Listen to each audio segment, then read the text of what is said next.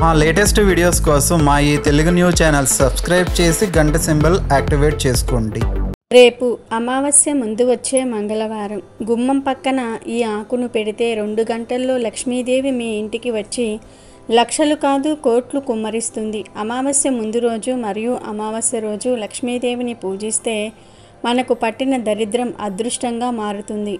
అమావాస్య ముందు రోజు ఇంటి గుమ్మం పక్కన ఈ ఆకును పెడితే మీ ఇంట్లో లక్ష్మీదేవి స్థిరంగా ఉంటుంది. సర్వ సంపదలకు దేవత లక్ష్మీదేవి. ఇంటిలో ఆనందం శ్రేయస్సు ఉండాలన్నా, సమాజంలో గౌరవ మర్యాదలు పొందుకోవాలన్నా కోరుకున్న లక్ష్మీదేవిని నిత్యం పూజించాలని పండితులు చెప్తూ ఉన్నారు. లక్ష్మీదేవి మనలను ధనం రూపంలోనూ అనుగ్రహించదు. మన ఇంట్లో సుఖ సంతోషాలు ఉన్నాయి అంటే, మనం ఎటువంటి కష్టం లేకుండా ఆనందంగా జీవిస్తున్నాము అంటే లక్ష్మీదేవి మనలను అనుగ్రహిస్తుందని అర్థం చేసుకోవాలి. మనలో చాలామంది సుఖంగా ఉన్నప్పుడు దేవుణ్ణి తలుచుకోవటం మానేస్తూ ఉంటారు. కానీ కొంచెం కష్టం వస్తే చాలు దేవుణ్ణి నిందించటం మొదలు పెడుతూ ఉంటారు. మనం కష్టంలో ఉన్న సుఖాలను అనుభవిస్తూ ఉన్న లక్ష్మీదేవిని నిత్యం ఒకేలాగా పూజించాలి. ముఖ్యంగా అమావాస్య మరియు పౌర్ణమి తిథులను. రేపు అమావాస్య ముందు రోజు మీరు లక్ష్మీదేవిపై నమ్మకం ఉంచి ఇంటి ప్రధాన గుమ్మం పక్కన ఈ ఆకును పెడితే 2 గంటల్లో లక్ష్మీదేవి మీ ఇంటికి వస్తుంది. మీరు మీ కుటుంబ సభ్యులు పడుతున్న కష్టాలన్నీ కూడా తొలగిపోతాయి. అంతేకాదు ఆరోగ్య సమస్యలు కూడా తగ్గిపోతాయి. మీ జీవితంలో ఎంత పెద్ద సమస్య ఉన్నా అది తీరిపోతుంది. హిందూ శాస్త్రంలో కొన్ని మొక్కలకు మరియు ఆకులకు చాలా శక్తులు ఉన్నాయి. కొన్ని ఆకులు చెట్టు నుండి వేరు చేసిన వాటి శక్తిని కోల్పోవు. అలాంటి ఆకులలో ఒక ఆకును రేపు అమావాస్య ముందు రోజు మీ ఇంటి గుమ్మం పక్కన పెడితే మీ ఇంటికి వచ్చిన దరిద్రమంతా పోయి మీ ఇంట్లోకి పాజిటివ్ ఎనర్జీ అంటే లక్ష్మీదేవి వస్తుంది. మరి రేపు అమావాస్య ముందు రోజు గుమ్మం పక్కన ఏ ఆకును పెట్టాలో ఇప్పుడు మనం ఈ వీడియోలో వివరంగా తెలుసుకుందాము. అంతకన్నా ముందు మహాభారతంలోని అర్జునుడికి మరియు హనుమంతుడికి మధ్య జరిగిన పందెం గురించి ఈ వీడియోలో తెలుసుకుందాం. మా వీడియో నచ్చితే లైక్ చేసి షేర్ చేయండి. అలాగే మా ఛానల్ని కూడా సబ్స్క్రైబ్ చేసుకోండి. మహాభారతంలో చాలా కథలు ఉన్నాయి. అందులో చాలా కథలు మనకు తెలియవు. భీముడు హనుమంతుణ్ణి కలిసిన విషయం మన అందరికీ తెలిసిందే. కానీ అర్జునుడు హనుమంతుణ్ణి కలిసిన విషయం చాలామందికి తెలియదు. కురుక్షేత్ర యుద్ధంలో అర్జునుడికి రథసారథిగా శ్రీకృష్ణుడు ఉంటారు. అయితే అర్జునుడు రథానికి ఉండే జెండా పైన హనుమంతుడు ఉంటాడు. అయితే దీని వెనుకాల ఒక కథ ఉంది. అర్జునుడు ఒకసారి దేశాటనకు వెళ్ళాడు. చాలా ప్రాంతాలను సందర్శించే క్రమంలో ఒకసారి రామేశ్వరానికి వెళ్ళాడు అర్జునుడు. అయితే ఆ ప్రాంతంలో శ్రీరాముడు ఏర్పాటు చేసిన ఒక లింగాన్ని పూజిస్తాడు. తర్వాత ఆ ప్రాంతంలో ఉండే సముద్ర తీరంలో తిరుగుతాడు.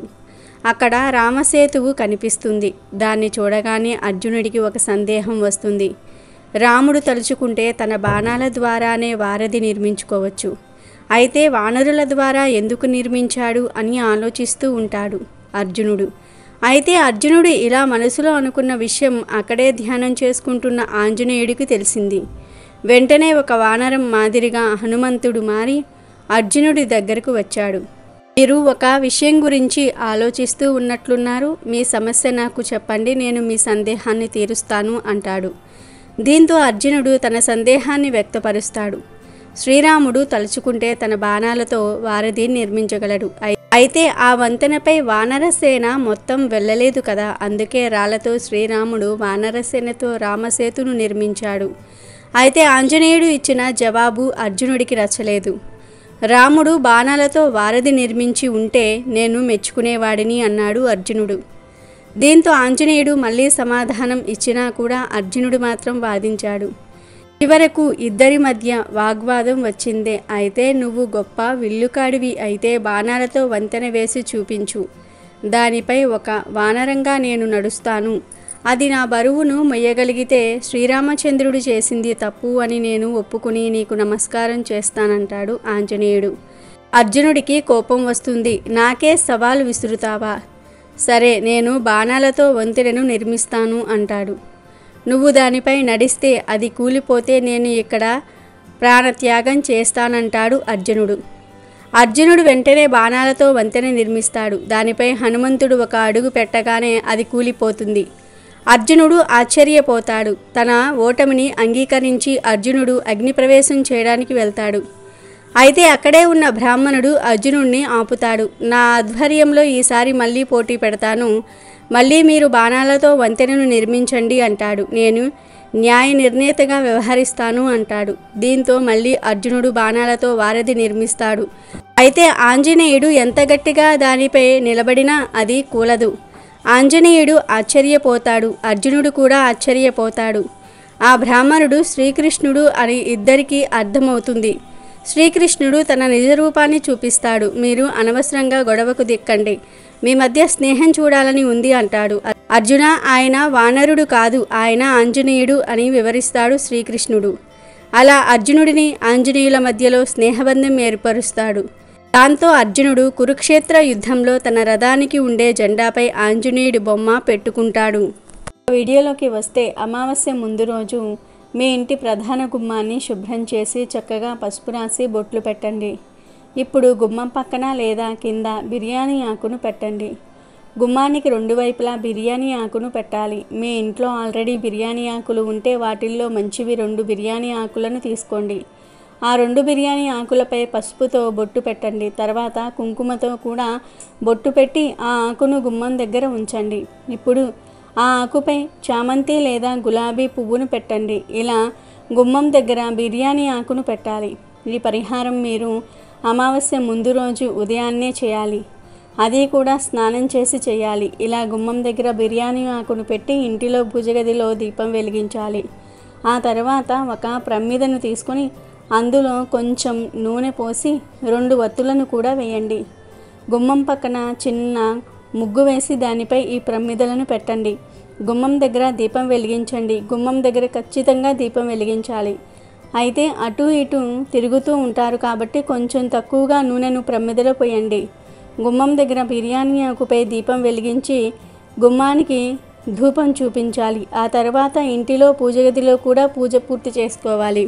అమావాస్య ముందు రోజు గుమ్మం దగ్గర ఇలా ఆకును పెట్టి దీపం వెలిగిస్తే లక్ష్మీదేవి 2 గంటల్లో మీ ఇంటికి వస్తుంది. లక్షలు కాదు కోట్లను ప్రసాదిస్తుంది. బిర్యానీ ఆకుకు మన కోరికలను తీర్చే శక్తి ఉంది. పరిహార శాస్త్రంలో బిర్యానీ ఆకుకు చాలా ప్రత్యేకత ఉంది. బిర్యానీ ఆకు మసాలా దినుసులలో ఒకటి. లక్ష్మీదేవికి ఇష్టమైన ఆకు కూడా. బిర్యానీ ఆకు కేవలం ఆకు మాత్రమే కాదు, మన జీవితాన్ని మార్చే ఆకు అని శాస్త్రంలో చెప్పబడింది. అలాగే గుమ్మం దగ్గర దీపం పెట్టడం వల్ల లక్ష్మీదేవి సంతోషించి మీ ఇంటిలో సిరుల వర్షాన్ని కురిపిస్తుందని పండితులు చెప్తూ ఉన్నారు. మీ జీవితంలో ఆనందము, శ్రేయస్సు ఎప్పుడూ ఒకేలాగా ఉండాలని కోరుకుంటే, ఆర్థిక పరంగా ఎలాంటి సమస్యలు రాకుండా ఉండాలని కోరుకున్నట్లు అయితే అమావాస్య ముందు రోజు గుమ్మం పక్కన ఈ ఆకును పెట్టి దీపం వెలిగించి లక్ష్మీదేవిని మనస్ఫూర్తిగా ఆరాధించాలి. ఇలా చేస్తే 2 గంటల్లో మీకు లక్ష్మీదేవి అనుగ్రహం కలుగుతుంది. లక్ష్మీదేవి మీ ఇంటికి వచ్చి కోట్ల వర్షాన్ని కురిపిస్తుంది. మరి ప్రతి ఒక్కరూ కూడా రేపు అమావాస్య ముందు రోజు గుమ్మం దగ్గర ఈ చిన్న పరిహారాన్ని చేసి లక్ష్మీదేవి అనుగ్రహాన్ని పొంది ఆనందంగా జీవించండి. రేపు ఎంతో విశేషమైన రోజు, మంగళవారం మరియు అమావాస్య ఘడియలు ఉన్న పర్వదినం.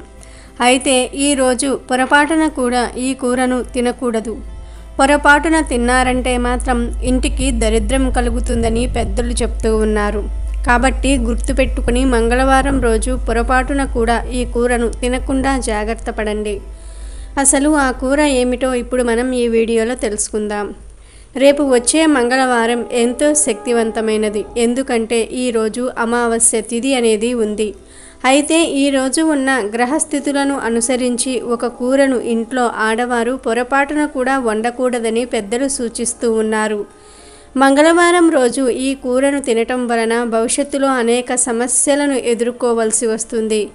ఈరోజు పూజ గదిలో గౌరీదేవిని పూజిస్తే చాలా చక్కటి ఫలితాలు కలుగుతాయి. ముఖ్యంగా ఆడవారు ఈ పూజ చేస్తే చాలా మంచిదని పండితులు అంటూ ఉన్నారు. ముందుగా ఉదయమే నిద్రలేచి స్నానం చేసుకొని పూజ గదిలో తమలపాకుల్లో పసుపు ముద్దను ఉంచాలి. ఆ పసుపు ముద్దను గౌరమ్మగా భావించి అక్షింతలతో పూజ చేస్తూ ఓం శ్రీ గౌరీదేవియే నమః అని 21 సార్లు చదువుకోవాలి. అలాగే శివపార్వతుల చిత్రపటాన్ని పూజా మందిరంలో ఉంచి ఆ చిత్రపటానికి కూడా రకరకాల పుష్పాలతో పూజ చేయాలి. ప్రమిదల్లో ఆవు నెయ్యి పోసి 3 వత్తులు విడివిడిగా వేసి దీపారాధన చేయాలి. గౌరీదేవికి గులాబీ పువ్వులంటే చాలా ఇష్టం. కావున ఈరోజు శివపార్వతుల చిత్రపటం దగ్గర ఒక గులాబీ పువ్వును ఉంచితే అమ్మవారు మిమ్మల్ని దీవిస్తారు. అలాగే ఈ మంగళవారం లక్ష్మీదేవిని పూజించినా కూడా విశేషమైన ఫలితాలు కలుగుతాయి. ఈరోజు అమ్మవారి ముందు ఒక ఆవు నెయ్యి దీపం పెట్టి నమస్కారం చేసుకున్నా చాలు, అపర కుబేరులవుతారు. అయితే మంగళవారం రోజు ఉన్న గ్రహస్థితులను అనుసరించి కుజుడు అధిపతిగా ఉన్న ఈ రోజున కొన్ని పదార్థాలను పొరపాటున కూడా తినకూడదని మన పెద్దలు సూచిస్తూ ఉన్నారు. ఆ క్రమంలో రేపు వచ్చే మంగళవారం నాడు కోడిగుడ్డు కూరను కానీ, మాంసాహారంతో చేసిన పదార్థాలను కానీ, కందిపప్పును కానీ అస్సలు తినకూడదని పెద్దలు అంటూ ఉన్నారు. పొరపాటున అయినా సరే మంగళవారం ఈ కూరలను లేదా ఈ పదార్థాలను తింటే గ్రహాలన్నీ కూడా మీకు ప్రతికూలించి కష్టాలు ఎదురవుతాయని, మనశ్శాంతి కోల్పోతారని శాస్త్రాలు కూడా చెప్తూ ఉన్నాయి. అలాగే ఎర్రటి రంగులో ఉండే ఫ్రూట్స్ కూడా ఈరోజు తినవద్దు. ముఖ్యంగా ఆడవారు గుర్తుపెట్టుకుని ఇంట్లో ఈ కూరలు వండకుండా జాగ్రత్త పడండి. ఇంట్లో ఈ కూరలు వండవద్దు, అలాగే ఎవరిని తిననివ్వవద్దు. అప్పుడే మీ జీవితం సవ్యంగా ఉంటుంది. లేదంటే తప్పక కష్టాలను అనుభవిస్తారు. ఏ మంగళవారం అయినా సరే ఈ పదార్థాలు తినకూడదు. కానీ రేపు వచ్చే మంగళవారం అతీత శక్తులు కలిగినది కావున ఈరోజు ఈ పొరపాటు చేస్తే మాత్రం మరిన్ని ఎక్కువ కష్టాలు అనుభవిస్తారు. కనుక ప్రతి ఒక్కరూ కూడా రేపు గుర్తుపెట్టుకొని మంగళవారం రోజు ఈ కూరను కానీ, ఈ పదార్థాలను కానీ, అంటే ఇప్పుడు మనం చెప్పుకున్న ఈ కూరలను కానీ, పదార్థాలను కానీ తినకుండా జాగ్రత్త పడండి. లేదంటే మాత్రం కష్టాలు తప్పవు. అమెజాన్లో బెస్ట్ డిస్కౌంట్స్ కోసం వీడియో డిస్క్రిప్షన్లో లింకు ఉంది, చూడండి. అలాగే మా టెలిగ్రామ్ ఛానల్ సబ్స్క్రైబ్ చేసుకోండి.